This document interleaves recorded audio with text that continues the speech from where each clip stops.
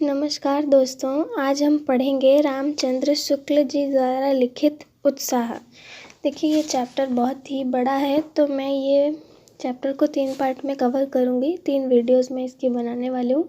हम धीरे धीरे आधा आधा करके पूरे चैप्टर को अच्छे से समझेंगे। तो चलिए हम शुरू करते हैं। उत्साह। चैप्टर शुरू करने से पहले हम उत्साह शब्द का अर्थ जान लेते हैं। उत्साह का मतलब होता है एक्साइटमेंट। एक्साइटमेंट मतलब जब हम किसी कार्य को करने के लिए अंदर से खुश होते हैं, हमारे अंदर एक जोश होता है, एक पावर होता है, उसी एनर्जी को हम उत्साह कहते हैं। तो शुरू करते हैं चैप्टर को। दुख के वर्ग में जो स्थान भय का है, वही स्थान आनंद वर्ग में उत्साह का है। तो यहाँ लेखक क्या कह रहे हैं? यहाँ लेखक कह रहे हैं कि दुख के वर्ग में जो स्थान भय का है। पहले हम जानेंगे कि दुख के वर्ग का क्या अर्थ है। दुख के वर्ग देखिए, यहाँ पे क्लासिफिकेशन किया गया है। क्लासिफिकेशन मतलब विभाजन किया गया है दुख और आनंद का वर्ग। वर्ग मतलब दुख की श्रेणी में क्या क्या आता है और आनंद की श्रेणी में क्या क्या आता है। दुख की श्रेणी से मतलब है कि देखिए, दुख के क्या क्या कारण हो सकते हैं। दुख के कई कारण होते हैं, चिंता होती है, भय होती है, ऐसे ही बहुत सारे कारण होते हैं। आनंद के भी वैसे ही कई कारण होते हैं। तो उसी तरह तो यहाँ कह रहे हैं कि दुख के वर्ग में जो स्थान भय का है, भय भी एक दुख का कारण है। जब कोई इंसान भयभीत होता है तो वो इनडायरेक्टली दुखी होता है। तो यहाँ पे वो यही कह रहे हैं कि दुख के वर्ग में जो स्थान भय का है, वही स्थान आनंद वर्ग में उत्साह का है। वही स्थान आनंद वर्ग में उत्साह का है। मतलब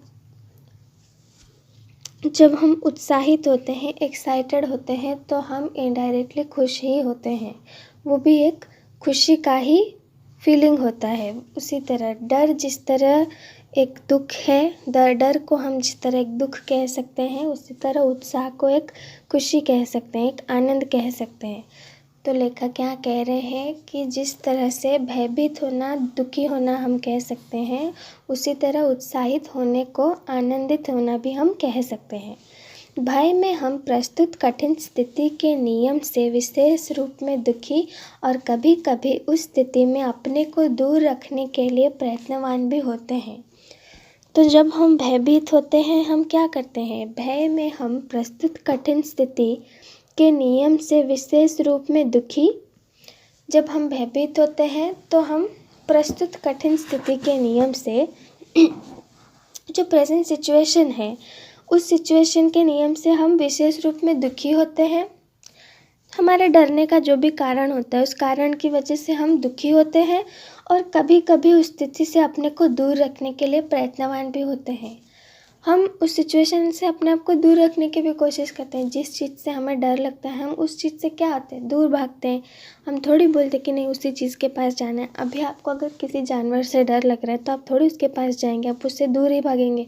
आप ऐसा सोचेंगे कि वो मुझे ना दिखे। किसी इंसान से अगर डर लगता है तो हम उससे दूर भागेंगे, और वो इंसान या कोई भी चीज़ हो, कोई भी सिचुएशन, वो हमारे दुख का एक कारण होता है। तो अब हम आप शायद समझ गए होंगे कि दुख के वर्ग में जो स्थान भय का है का अर्थ क्या है। तो दुख में हम क्या, भय में हम क्या करते हैं? भय में हम दुखी भी होते हैं और उस सिचुएशन से भाग भी रहे होते हैं। उत्साह में हम आने वाली कठिन स्थिति के भीतर साहस के अवसर के निश्चय द्वारा प्रस्तुत कर्म सुख की उमंग से अवश्य प्रयत्नवान होते हैं। जब हम उत्साहित होते हैं तब क्या करते हैं? जब हम उत्साहित होते हैं तो आने वाली कठिन स्थिति के भीतर, देखिए, जब हम किसी कार्य को करने के लिए एक्साइटेड होते हैं और हमें पता भी होता है कि हम ये काम करेंगे तो सामने ये मुश्किलें आएगी, तब भी हम उसके लिए तैयार होते हैं। तो वो क्या होता है? जब हम उत्साहित होते हैं, वो अपने आप होता है और कार्य करने की इच्छा भी होती है। साहस, देखिए, उत्साह में हम आने वाली कठिन स्थिति के भीतर साहस के अवसर के निश्चय द्वारा प्रस्तुत कर्म सुख की उमंग से अवश्य प्रयत्नवान होते हैं। देखिए, जिस इंसान के अंदर किसी कार्य को करने की बहुत इच्छा होगी, दिल से कर रहा होगा वो कार्य, तो वो उस कार्य को करने के लिए उत्साहित होता है। और भले ही हमें पता हो कि इस कार्य को करते हुए हमें किसी परेशानियों का सामना करना पड़ेगा, तो वो परेशानी भी हमारे लिए परेशानी नहीं रह जाती। हम एक्साइटेड होकर, हम एक पावर के साथ, एक जोश के साथ उस कार्य को करते हैं, तो इसी को उत्साह कहते हैं। साहसपूर्ण आनंद की उमंग का नाम उत्साह है। साहसपूर्ण आनंद की उमंग का नाम उत्साह है। किसी कार्य को करने के लिए साहस भी हो, आनंद भी हो। ऐसा नहीं कि फोर्सफुली कर रहे हो साहस के साथ, ज़बरदस्ती नहीं कर लूँगा, नहीं हो जाएगा, वो नहीं। एक साहस भी होना चाहिए और आनंद भी होना चाहिए। उस कार्य को करने में आपको एक मज़ा भी आना चाहिए। तो उस उमंग को हम क्या कहेंगे? उस फीलिंग को, उस पावर को हम उत्साह कहेंगे। कर्म सौंदर्य के उपासक ही सच्चे उत्साही कहलाते हैं। कर्म सौंदर्य के उपासक, काम की सुंदरता, कर्म सौंदर्य मतलब क्या? काम की सुंदरता के उपासक ही सच्चे उत्साही कहलाते हैं। काम को सुंदरता से करो, काम को साहस और उत्साह के साथ, पूरी लगन के साथ करने को जो करता है वही उत्साही कहलाता है। जिन कर्मों में किसी प्रकार का कष्ट या हानि सहने का साहस अपेक्षित होता है, उन सब के प्रति उत्कंठापूर्ण आनंद उत्साह के अंतर्गत लिया जाता है। तो जिन कर्मों में किसी प्रकार का कष्ट या हानि सहने का साहस अपेक्षित होता है, मतलब अभी समझ लीजिए आप कोई कार्य करने जा रहे हैं, उस कार्य में कष्ट या हानि होने वाली है, आपको पता है, लेकिन आपके अंदर उस हानि या कष्ट को सहने का साहस है। उस हानि या कष्ट को सहने का साहस है। उन सब के प्रति उत्कंठापूर्ण आनंद, मतलब साहस तो है पर अंदर से खुशी भी है कि हाँ ये मैं कर लूँगा, ये करने में मुझे मज़ा आता है, ये मुझसे हो जाएगा। ऐसे नहीं कि कोई ज़बरदस्ती आपको एक हिम्मत दे के बस करवा रहा है। अंदर से खुद की इच्छा से अगर साहस के साथ और आनंद के साथ हम कोई कार्य कर लेते हैं, तो उसे हम उत्साह के अंतर्गत लेते हैं, मतलब उसे हम उत्साह कह सकते हैं। कष्ट या हानि के भेद के अनुसार उत्साह के भेद हो जाते हैं। कष्ट या हानि के भेद का यहाँ क्या अर्थ है? देखिए, कष्ट है, कैसा कष्ट है? भेद मतलब टाइप्स। अगर आपके पास कोई प्रॉब्लम है, कष्ट है, तो वो कैसा है? कितना बड़ा है? थोड़ा बड़ा है, छोटा सा है या बहुत बड़ा है?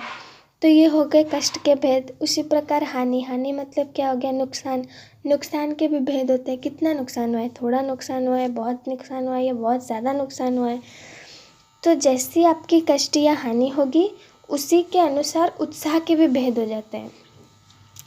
उत्साह के भी भेद होते हैं। आप कितने उत्साहित हैं? थोड़े हैं, एकदम थोड़े से हैं या बहुत ज़्यादा हैं?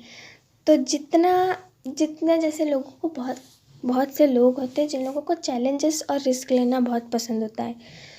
तो जितना बड़ा चैलेंज होगा उतना बड़ा उनका उत्साह होगा। तो अब आप समझ रहे होंगे शायद, कष्ट या हानि के भेद के अनुसार उत्साह के भेद हो जाते हैं।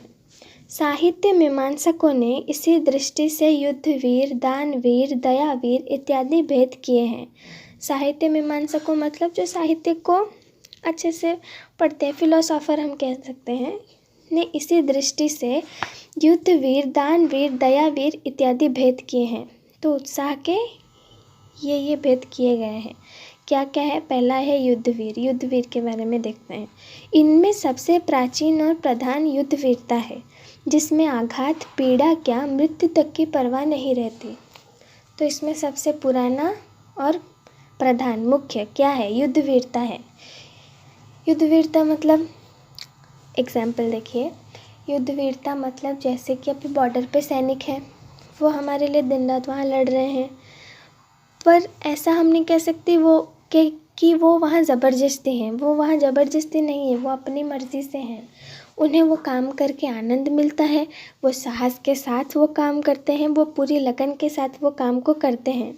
जबकि उन्हें ये सब पता होता है कि ये बहुत ही खतरनाक काम है, किसी भी पल उनकी ज़िंदगी उनसे छीन ली जा सकती है, वो किसी भी क्षण मृत्यु को प्राप्त हो सकते हैं। पर ये सब चीज़ों के बारे में सोचे बिना वो वहाँ साहस के साथ, आनंद के साथ अपने काम को करते हैं, बहुत खुशी के साथ करते हैं। उनको वो काम करने में खुद पर गर्व महसूस होता है, तो उसी को उत्साह कहते हैं।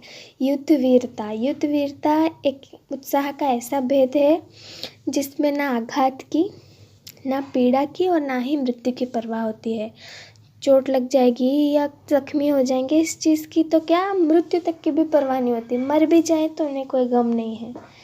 इसी प्रकार की वीरता का प्रयोजन अत्यंत प्राचीन काल से पड़ता चला आ रहा है। तो यहाँ पर क्या लिखा गया है, देखिए। इस प्रकार की वीरता का प्रयोजन अत्यंत प्राचीन काल से पड़ता चला आ रहा है, जिसमें साहस और प्रयत्न दोनों चरम उत्कर्ष पर पहुँचते हैं।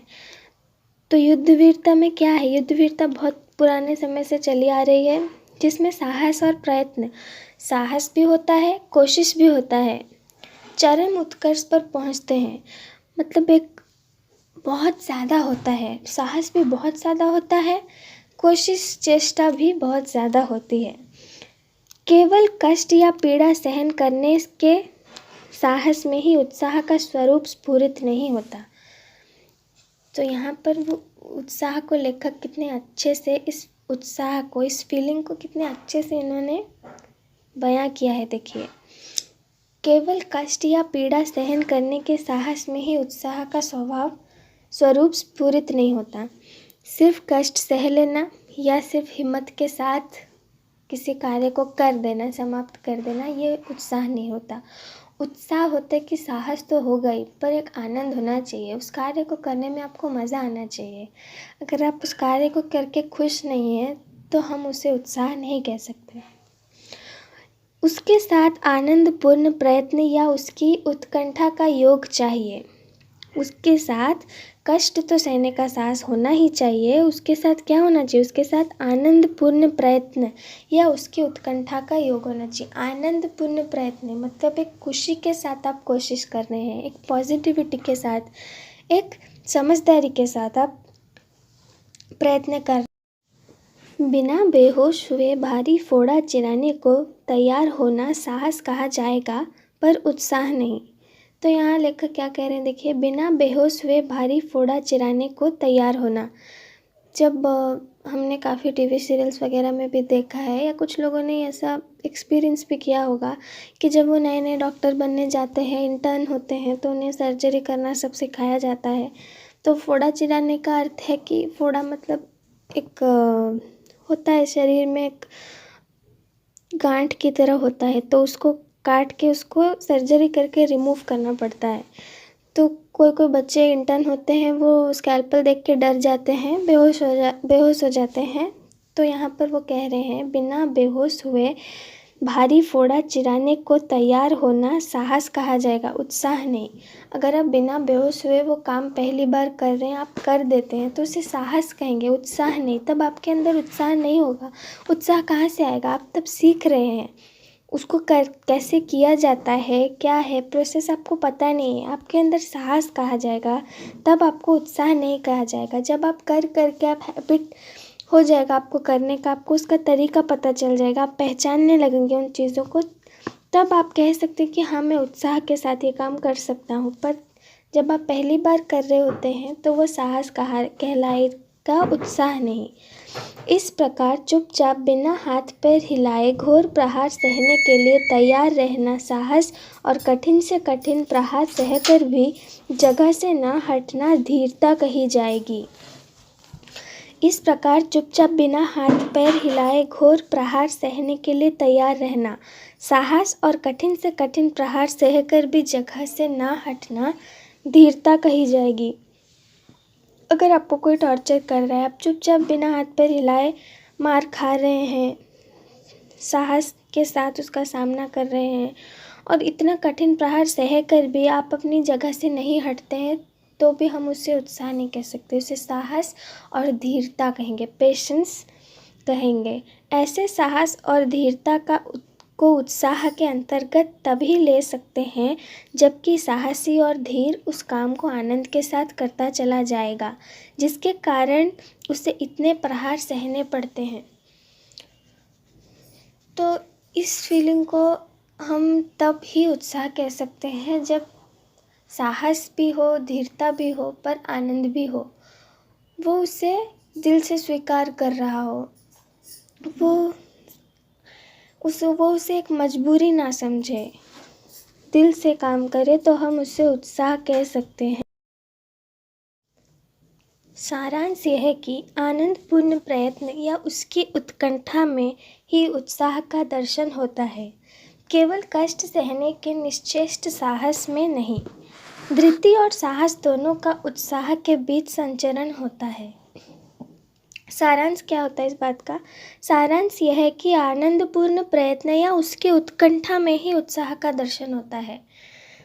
आनंदपूर्ण प्रयत्न होना चाहिए, कोशिश खुशी के साथ होनी चाहिए, जोश के साथ होनी चाहिए, तो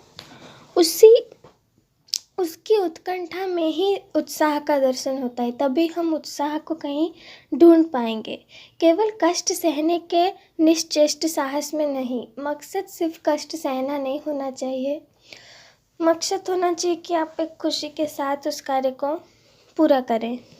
धृति और साहस दोनों का उत्साह के बीच संचरण होता है। धृति का अर्थात है किसी कार्य को डिटर्मिनेशन के साथ करना। धृति और साहस दोनों का उत्साह के बीच संचरण होता है। इन दोनों के बिना उत्साह नहीं आ सकता।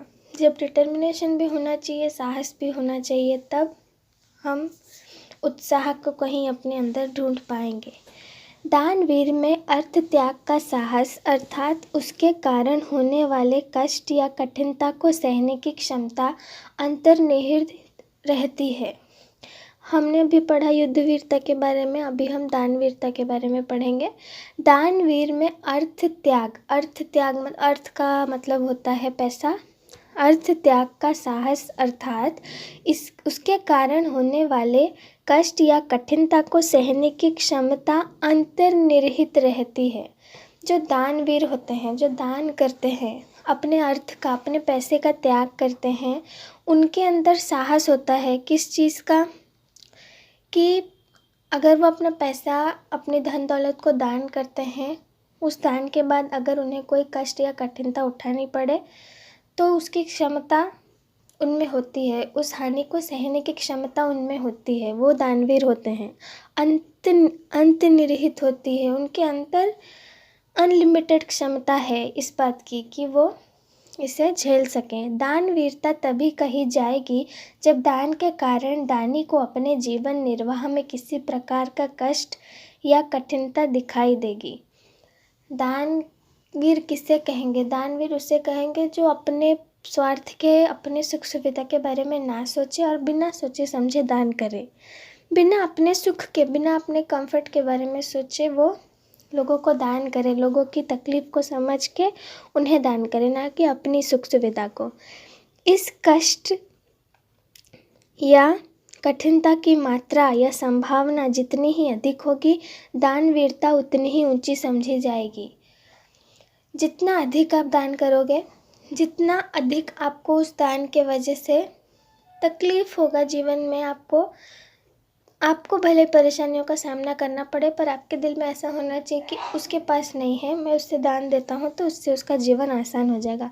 तो जितना बड़ा आपका दिल, आप जितने बड़े दिल से दान करेंगे बिना अपने बारे में सोचे, तो उतना ही बड़ा वो दानवीरता समझा जाएगा, उतनी ही ऊंची दानवीरता समझी जाएगी।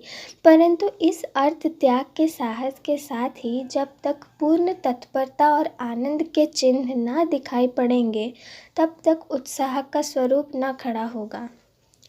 लेकिन सिर्फ अर्थ त्याग कर देना साहस के साथ एक रिस्क लेके, ये दानवीरता उत्साह नहीं कही जाएगी। क्योंकि हम शुरू से पढ़ते आ रहे हैं कि साहस होना चाहिए, धीरता होना चाहिए, लेकिन एक आनंद का भावना भी दिल में होना चाहिए।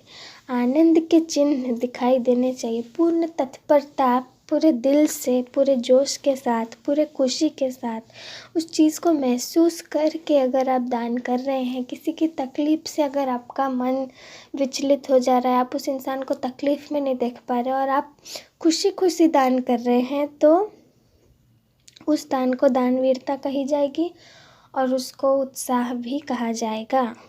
अगर आप बस देने के लिए दे रहे हैं तो हम उसे उत्साह नहीं कह सकते। युद्ध के अतिरिक्त संसार में और भी ऐसे विकट काम होते हैं जिनमें घोर शारीरिक कष्ट सहना पड़ता है और प्राण हानि तक की संभावना रहती है। अनुसंधान के लिए तुषार मंडित अभ्रभेदी अगम्य पर्वतों की चढ़ाई, ध्रुव देश या सहारा के रेगिस्तान का सफ़र, क्रूर बर्बर जातियों के बीच अज्ञात घोर जंगलों में प्रवेश इत्यादि भी पूरी वीरता और पराक्रम के कर्म हैं। इनमें जिस आनंदपूर्ण तत्परता के साथ लोग प्रवृत्त हुए हैं वह भी उत्साह है। युद्ध के अतिरिक्त संसार में और ऐसे भी विकट काम होते हैं। युद्ध को छोड़ के, युद्ध के अलावा, अतिरिक्त मतलब अलावा, संसार में और भी ऐसे विकट काम होते हैं। विकट मतलब मुश्किल, जिनमें घोर शारीरिक कष्ट सहना पड़ता है और प्राण हानि की संभावना रहती है। युद्ध के अलावा ऐसे और भी काम होते हैं जिसमें इंसान को शारीरिक कष्ट सहना पड़ता है, जिनमें प्राण हानि की संभावना भी होती है। जैसे कि अनुसंधान के लिए तुषार मंडित अभ्रभेदी अगम्य पर्वतों की चढ़ाई। जैसे अनुसंधान मतलब क्या? किसी चीज़ को जानने के लिए, अभी जैसे रिसर्च के लिए लोग जाते हैं, स्पेस में जाते हैं। स्पेस में जाके वापस लौट के आना भी एक बहुत बड़ा बात होता है। वहाँ पर भी प्राण हानि की संभावना होती है। पर्वतों की चढ़ाई करते हैं लोग, माउंट एवरेस्ट पे चढ़ते हैं, बहुत से बड़े बड़े काम करते हैं डिस्कवरी के लिए, रिसर्च के लिए। सहारा डेजर्ट सब सुने होंगे। सहारा डेजर्ट का सफ़र बहुत ही मुश्किल होता है। वहाँ दूर दूर तक रेगिस्तान रहता है, पानी नहीं रहता है। ऐसे जगहों पर जाना, रिसर्च करना, तो क्रूर और बर्बर जातियों के बीच अज्ञात घोर जंगलों में प्रवेश इत्यादि भी पूरी वीरता और पराक्रम के कर्म हैं। इन सब चीज़ों के लिए भी बहुत साहस की ज़रूरत होती है, बहुत ज़्यादा वीरता की ज़रूरत होती है। एक डरपोक आदमी कभी ये सब बड़े बड़े काम नहीं कर सकता। इनमें जिस आनंदपूर्ण तत्परता के साथ लोग प्रवृत्त हुए हैं वह भी उत्साह है। तो वहाँ तक जो लोग पहुँचे हैं वो केवल अपने साहस या पेशेंस की वजह से नहीं पहुँचे हैं। उनमें एक उत्साह भी है कि नहीं, मुझे करना है, ये मुझसे हो जाएगा। एक खुशी है, वो इसको दिल से करना चाहते थे इसलिए वो कर पाए। तो वहाँ पर भी हम उत्साह को देख सकते हैं। मनुष्य शारीरिक कष्ट से ही पीछे हटने वाला प्राणी नहीं है। मानसिक क्लेश भी की संभावना से भी बहुत से कर्मों की ओर प्रवृत्त होने का साहस उसे नहीं होता। मनुष्य को भगवान बहुत ही ताकतवर बनाए हैं, तो मनुष्य सिर्फ शरीर की पीड़ा, शरीर के कष्ट से पीछे हटने वाला प्राणी नहीं है। मानसिक क्लेश की संभावना से भी बहुत से कर्मों की और प्रवृत्त होने का साहस उसे नहीं होता है। कई बार हम ऐसा बहुत जगह देखते हैं कि एक काम करने में एक इंसान को बहुत खुशी मिलती है, दूसरे इंसान को वो काम करने का मन भी नहीं होता। क्यों? क्योंकि जिस इंसान को कोई काम करना पसंद है वो उसे उत्साह के साथ करता है, इसलिए उसे बहुत अच्छा लगता है वो काम करते वक्त। लेकिन जो दूसरा आदमी है जिसे वो काम पसंद नहीं होता है, उसके अंदर उत्साह नहीं होता उस चीज़ को लेकर, इसलिए वो उसे मुश्किल लगता है या वो करना नहीं चाहता। तो मानसिक क्लेश, हमारे मेंटल स्टेट भी बहुत ज़्यादा मायने रखता है। कई बार हम अपनी सोच के वजह से हम कई कार्य को करने का साहस नहीं जुटा पाते हैं। जिन बातों से समाज के बीच उपहास, निंदा, अपमान इत्यादि का भय रहता है, उन्हें अच्छी और कल्याणकारिणी समझते हुए भी बहुत से लोग उनसे दूर रहते हैं। देखिए, सोसाइटी में भी बहुत सी ऐसी चीज़ होती है जो लोग एक्सेप्ट नहीं कर पाते। मजाक उड़ाया जाता है, उपहास होता है, अपमान होता है। तो कई कार्य ऐसे भी होते हैं जिसे हम समाज के डर से नहीं कर पाते। करना तो हम चाहते हैं पर सामाजिक भय के कारण हम उसे करने का साहस नहीं जुटा पाते और उस कार्य से दूर रहते हैं। प्रत्यक्ष हानि देखते हुए भी कुछ प्रथाओं का अनुसरण बड़े बड़े समझदार तक इसलिए करते चलते हैं कि उनके त्याग से वे बुरे कहे जाएंगे, लोगों में उनका वैसा आदर सम्मान न रह जाएगा।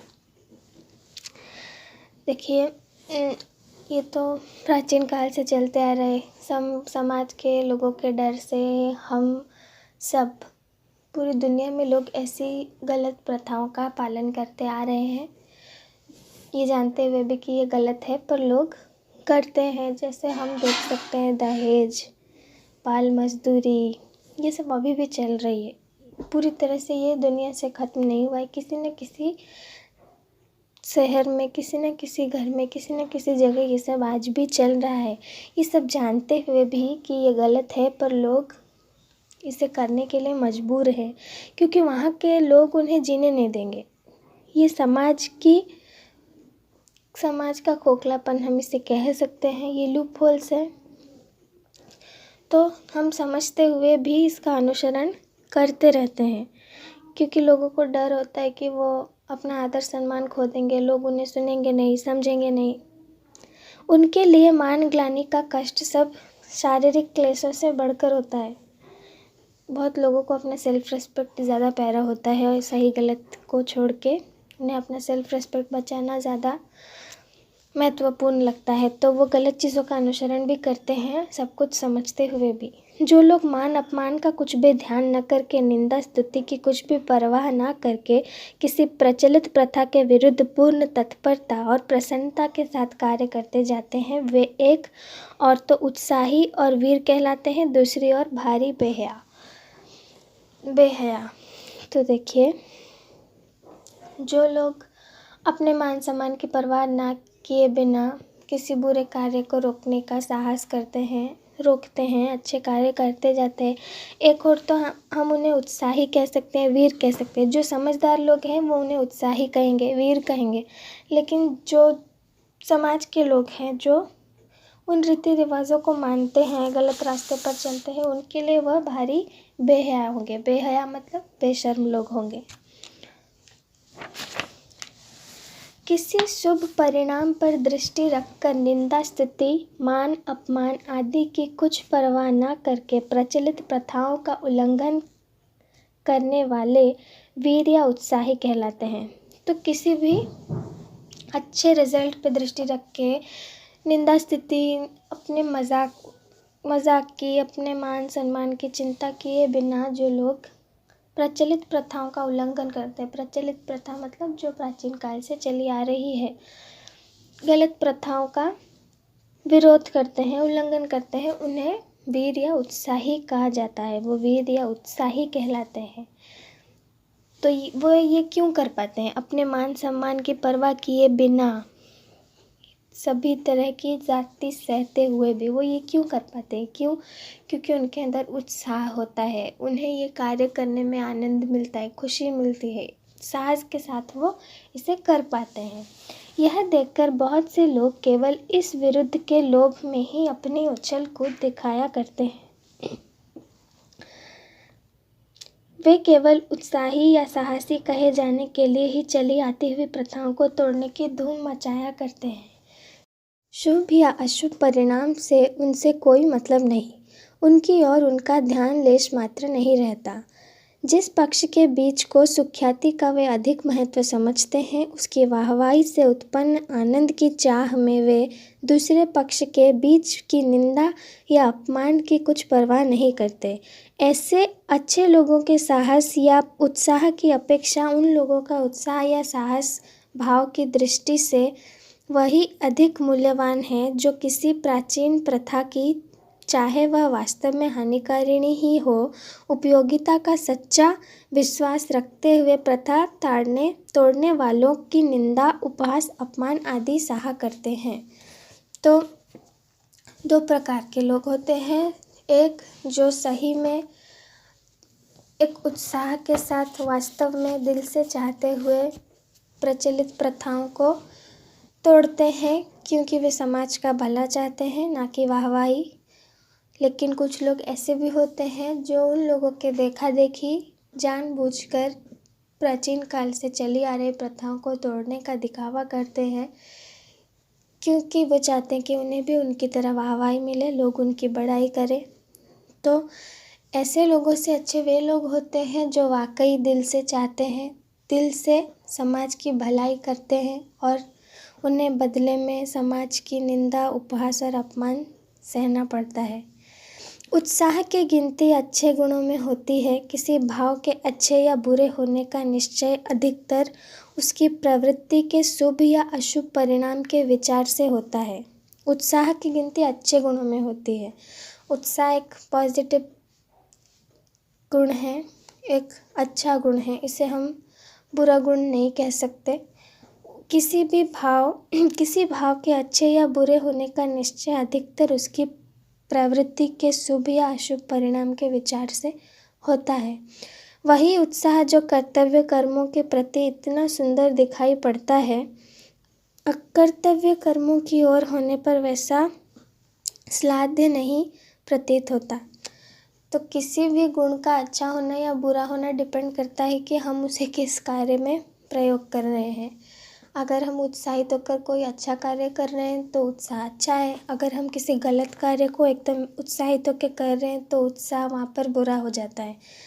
तो किसी भी गुण का महत्व उसे हम किस काम के लिए प्रयोग कर रहे हैं उस पर डिपेंड करता है।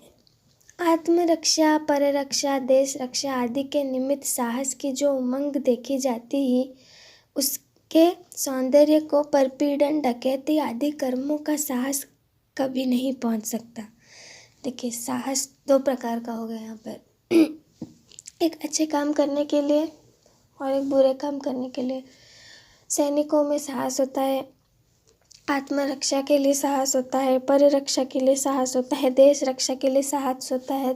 तो वो एक अच्छे वे में हम उसे कह सकते हैं। लेकिन चोर के पास भी साहस होता है, डकैत के पास भी साहस होता है, दूसरों को पीड़ा पहुंचाने के लिए साहस होता है। अगर हम ऐसे कार्यों के लिए साहस का इस्तेमाल कर रहे हैं तो वो हानिकारक है, वो अच्छा नहीं है। जैसे कि एक बहुत अच्छा एग्जाम्पल मैं देना चाहूँगी, शकुनी का। महाभारत सबने देखी होगी, पढ़ी होगी या सुनी होगी। उसमें शकुनी मामा थे, तो उनके ऐसा कहा जाता है कि उनकी जितनी बुद्धि थी किसी में भी नहीं थी। कृष्ण के बाद, भगवान के बाद अगर कोई बुद्धिमान है तो वो शकुनी है, शकुनी थे। लेकिन उन्होंने क्या किया, उन्होंने अपनी बुद्धि का प्रयोग हमेशा गलत कार्य में किया। अगर उन्होंने सही तरह से अपनी बुद्धि का प्रयोग किया होता तो आज की दुनिया कुछ और ही होती। वे सबसे शक्तिशाली और सबसे समृद्ध देश राजा कहलाते, पर उन्होंने ऐसा नहीं किया। तो उसी प्रकार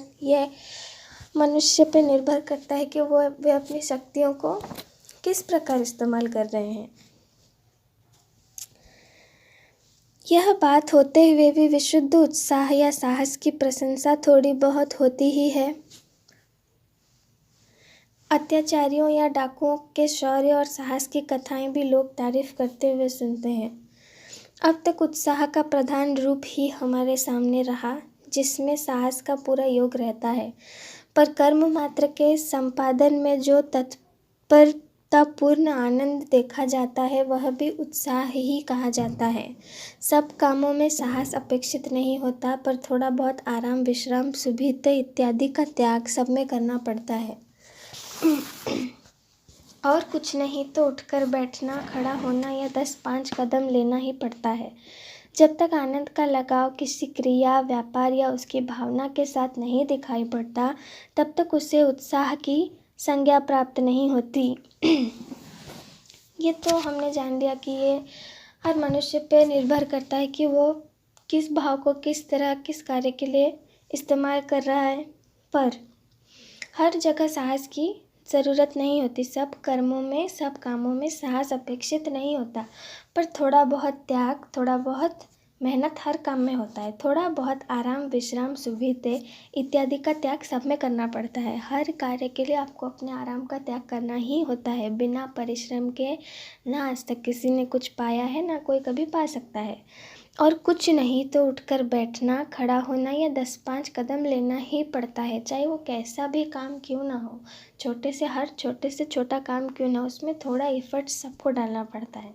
जब तक आनंद का लगाव किसी क्रिया, व्यापार या उसकी भावना के साथ नहीं दिखाई पड़ता, तब तक उसे उत्साह की संज्ञा प्राप्त नहीं होती।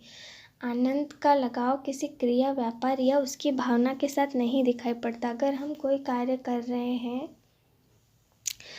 तो भावना होनी चाहिए आनंद की। जब तक उस कार्य में आनंद की भावना नहीं होगी, उस काम में, उस व्यापार में आनंद की भावना नहीं होगी, तो हम उसे उत्साह नहीं कह सकते। यदि किसी प्रिय मित्र के आने का समाचार पाकर हम चुपचाप ज्यों के त्यों आनंदित होकर बैठे रह जाएं या थोड़ा हंस भी दें, तो वह हमारा उत्साह नहीं कहा जाएगा। हमारा उत्साह तभी कहा जाएगा जब हम अपने मित्र का आगमन सुनते ही उठ खड़े होंगे, उसे मिलने के लिए चल पड़ेंगे और उसके ठहरने आदि के प्रबंध में प्रसन्न मुख इधर उधर आते जाते दिखाई देंगे। प्रयत्न और कर्म संकल्प उत्साह नामक आनंद के नित्य लक्षण हैं। तो जैसे अगर आपको खबर मिला कि आपका दोस्त आने वाला है और आप बस सुन के ऐसे ही बैठे रह गए, तो लोगों को क्या लगेगा, नहीं इसको खुशी नहीं हुई, इसमें उत्साह नहीं आया। पर वहीं अगर वो न्यूज़ सुन के आप एकदम खुशी से उछल पड़ेंगे, आप उसके आने की तैयारी में लग जाएंगे, तो हम वो कहेंगे कि हाँ ये उत्साहित हुआ, इसे खुशी है कि इसका दोस्त आ रहा है।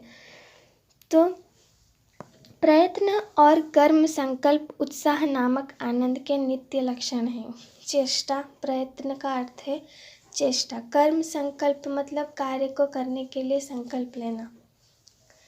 प्रयत्न और कर्म संकल्प उत्साह नामक आनंद के नित्य लक्षण हैं। प्रयत्न भी होना चाहिए और कार्य को करने का संकल्प भी, ये दोनों उत्साह नामक आनंद के नित्य लक्षण हैं। बिना प्रयत्न के, बिना कर्म संकल्प के उत्साह का आनंद हमें प्राप्त नहीं हो सकता। प्रत्येक कर्म में थोड़ा या बहुत बुद्धि का योग भी रहता है। कुछ कर्मों में तो बुद्धि की तत्परता और शरीर की तत्परता दोनों बराबर साथ साथ चलते हैं। प्रत्येक कर्म में थोड़ा बुद्धि का योग भी रहता है, थोड़ा इंटेलिजेंस चाहिए, थोड़ा सोच समझ होना चाहिए। कुछ कर्मों में तो बुद्धि की तत्परता और शरीर की तत्परता दोनों बराबर साथ चलती है। उत्साह की उमंग जिस प्रकार हाथ पैर चलवाती है, उसी प्रकार बुद्धि से भी काम कराती है। ऐसे उत्साह वाले वीर को कर्मवीर कहना चाहिए या बुद्धिवीर? यह प्रश्न मुद्रा राक्षस नाटक बहुत अच्छी तरह हमारे सामने लाता है। तो देखिए यहाँ पर क्या लिखा हुआ, यहाँ क्या कह रहे हैं लेखक, कुछ कर्म में तो बुद्धि की तत्परता और शरीर की तत्परता दोनों बराबर साथ चलती है। बहुत सारे काम होते हैं जो बैठे बैठे आप कर सकते हैं सिर्फ अपने दिमाग के इस्तेमाल से, पर बहुत सारे काम ऐसे भी होते हैं जिसमें आपको बुद्धि और शरीर का योगदान भी चाहिए होता है। जैसे कि अभी आपको डांस करना है, तो आप बैठे बैठे तो डांस कर नहीं सकते, आपको डांस आना चाहिए, आपको स्टेप्स याद होने चाहिए। यहाँ ये हो गया बुद्धि का प्रयोग। और आप अपने शरीर को उसी तरह इस्तेमाल करें। अगर आप अपने शरीर की मुद्राओं पे ध्यान देंगे, अच्छे से करेंगे, तो वो कार्य अच्छे से होगा। तो यहाँ शरीर और बुद्धि दोनों का योगदान है। इन दोनों के बिना डांस नहीं हो सकता। अगर आप बस अपने शरीर हाथ पैर हिला रहे और आपको स्टेप्स याद नहीं है, तब भी आपका डांस अच्छा नहीं हो सकता। तो इसी प्रकार कुछ कार्य में बुद्धि और शरीर दोनों का योगदान चाहिए होता है। उत्साह की उमंग जिस प्रकार हाथ पैर चलवाती है, उसी प्रकार बुद्धि से भी काम कराती है। ऐसे उत्साह वाले वीर को कर्मवीर कहना चाहिए या बुद्धिवीर? देखिए, उत्साह का ये जो फीलिंग है, ये जो एनर्जी है, ये हाथ पैर अपने आप चलवाती है और बुद्धि भी आपकी उसी प्रकार काम करने लगती है। जिस चीज़ में आपको इंटरेस्ट होगा, आप वो करके ही कर पाएंगे, आपके लिए वो मुश्किल नहीं होगा। हम जो वर्ड यूज़ करते हैं पैशन, ये मेरा पैशन है, पैशन कहाँ से आता है? ये वर्ड का मतलब क्या है? मतलब कि ये अंदर आपके बसा हुआ है। ये काम जब भी काम करने का बात आता है, आप एकदम खुश हो जाते हैं, आप एकदम उत्साहित हो जाते हैं। तो उत्साह शरीर को भी काम करवाती है, बुद्धि को भी काम करवाती है। तो ऐसे उत्साह वाले वीर को कर्मवीर कहेंगे या बुद्धिवीर? यह प्रश्न मुद्रा राक्षस नाटक बहुत अच्छी तरह हमारे सामने लाता है। हम आगे पढ़ेंगे तो समझ जाएंगे। चाणक्य और राक्षस के बीच जो चोटें चली है, वे नीति की हैं, शास्त्र की नहीं। अतः विचार करने की बात यह है कि उत्साह की अभिव्यक्ति बुद्धि व्यापार के अवसर पर होती है अथवा बुद्धि द्वारा निश्चित उद्योग में तत्पर होने की दशा में। हमारे देखने में तो उद्योग की तत्परता में ही उत्साह की अभिव्यक्ति होती है।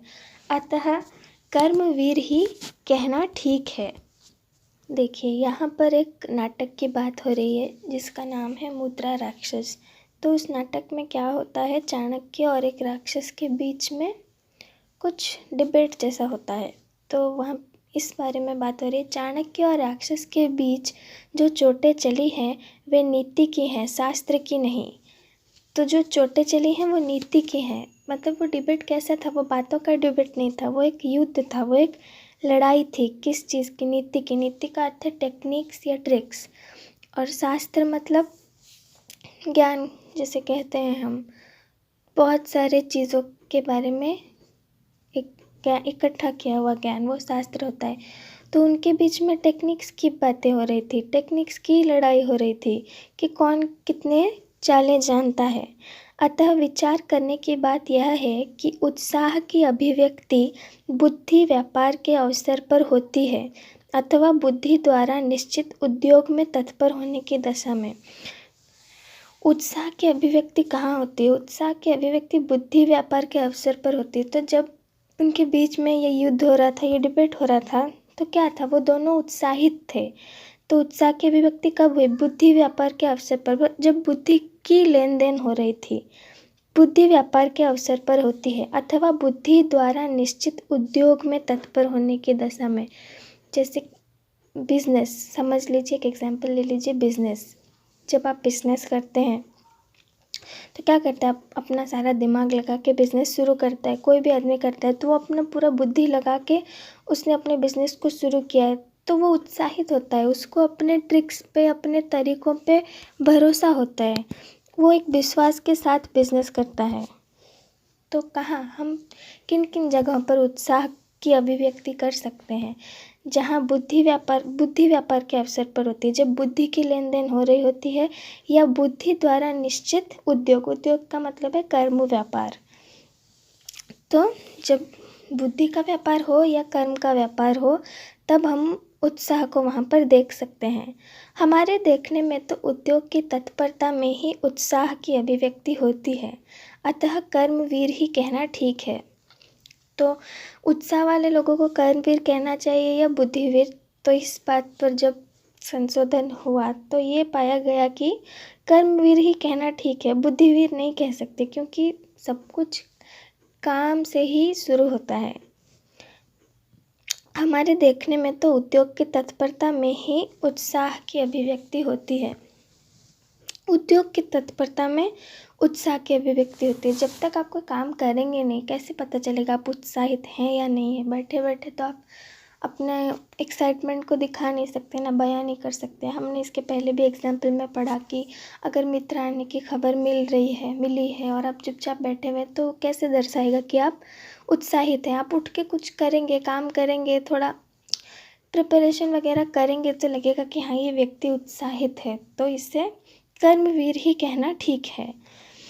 बुद्धिवीर के दृष्टांत कभी कभी हमारे पुराने ढंग के शास्त्रार्थों में देखने को मिल जाते हैं। जिस समय किसी भारी शास्त्रार्थी पंडित के भीड़ से भिड़ने के लिए कोई विद्यार्थी आनंद के साथ सभा में आगे आता है, उस समय उसके बुद्धि साहस की प्रशंसा अवश्य होती है। बुद्धिवीर के दृष्टांत कभी कभी हमारे पुराने ढंग के शास्त्रार्थों में देखने को मिल जाते हैं। शास्त्रार्थ मतलब तो पता ही होगा, पौराणिक कथाओं पे बुद्धि का डिबेट होता है, वहाँ पर वाद विवाद करना। तो जब किसी भारी शास्त्रार्थी पंडित, जब किसी ज्ञानी पंडित के साथ एक विद्यार्थी डिबेट करने के लिए खड़ा होता है, तो उस विद्यार्थी को क्या कहा जाता है? बुद्धि साहस है, उसके अंदर बुद्धि भी है और साहस भी है और उत्साह भी है, क्योंकि वो आनंद के साथ आ रहा है, उसे अपने आप पे भरोसा भी है, उसके अंदर साहस भी है और वो उत्साहित भी होता है। वह जीते या हारे, बुद्धिवीर समझा ही जाता है। इस ज़माने में वीरता का प्रसंग उठाकर बाघवीर का उल्लेख यदि ना होगा तो बात अधूरी ही समझी जाएगी। अभी हम उत्साह के बारे में पढ़ रहे हैं, तो उत्साह कहाँ कहाँ किस रूप में आता है वो सब भी हम जानेंगे। तो यहाँ पर कह रहे हैं कि अगर उत्साह की बात कर रहे हैं, वीरता की बात कर रहे हैं और बाघवीर की उल्लेख नहीं करेंगे तो बात अधूरी रह जाएगी। बागवीर क्या है? जो बातों का वीर है, मतलब बातें अच्छी अच्छी करता हो। ये बागवीर आजकल बड़ी बड़ी सभाओं के मंचों पर से लेकर स्त्रियों के उठाए हुए पारिवारिक प्रपंचों तक में पाए जाते हैं, और काफ़ी तादाद में। लोग जब किसी टॉपिक पे कोई लोग बोलने में मतलब बहुत अच्छा बोलते हैं और उन्हें ऐसा करने में आनंद आता है, बहुत ही इंटरेस्ट के साथ वे बोलते हैं, तो उन्हें बागवीर कहते हैं। तब भी वे आनंदित होते हैं, उत्साहित होते हैं, इसलिए वो बोल पाते हैं। एक स्पीकर, एक आदमी जब कुछ स्टेज पे बोलने जा रहा है, अगर वो डरा हुआ होगा तो आप उसके बाद से इतना ज़्यादा प्रभावित नहीं हो पाएंगे, लेकिन एक आदमी जब उत्साह के साथ, कॉन्फिडेंस के साथ बोलेगा, आपको सुनने में मज़ा आएगा। तो उन्हें बागवीर कहते हैं। तो आज के लिए बस इतना ही। अगला पार्ट मैं अगले वीडियो में बनाऊंगी। उम्मीद है आप सबको ये पार्ट समझ में आया होगा। धन्यवाद।